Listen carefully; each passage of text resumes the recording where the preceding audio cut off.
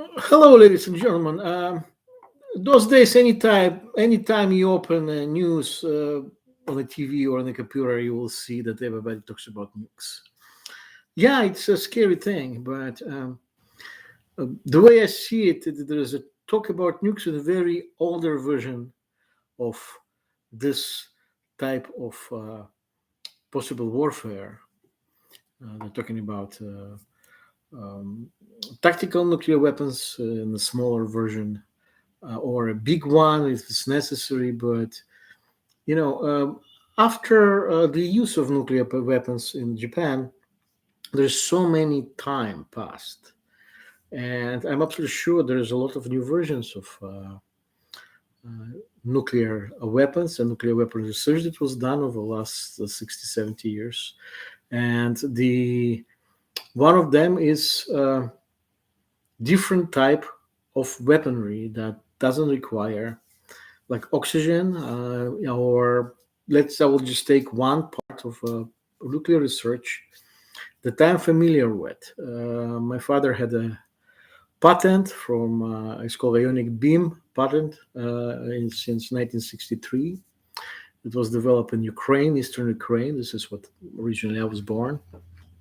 And here's the simple deal. Most, if not all, of the new nuclear research with regarding weapons or new technologies was under the umbrella of, again, of nuclear research and nuclear science in the former Soviet Union.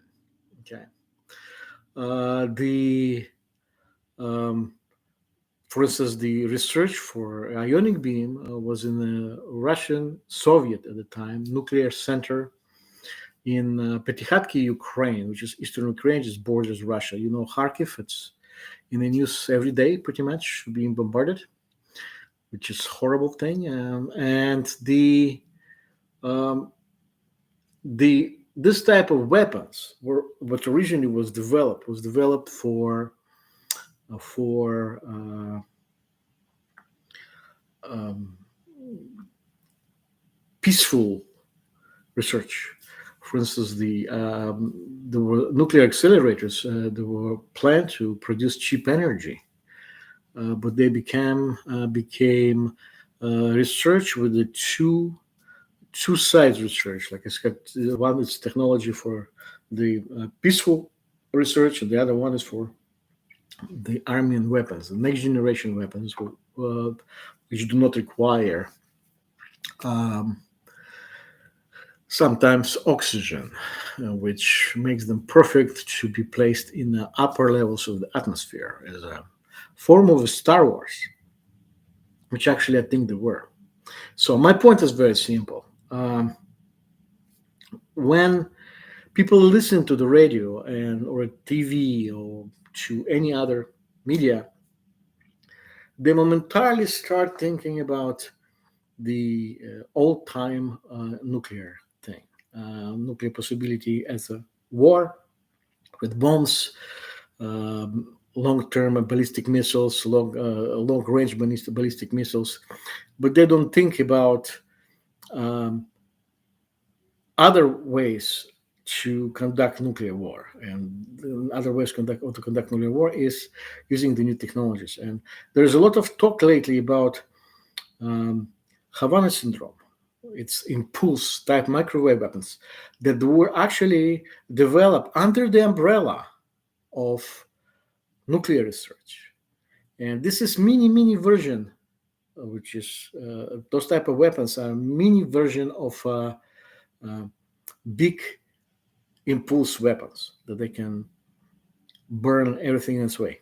Uh, so my point is, um, people are scared. A lot of people I see they are to have nuclear annihilation, but in my personal, deep inside, I think is going. If somebody going to use this type of weapons, there's going to be, which I think Russia can absolutely big possibilities there, and but I don't think it can be big.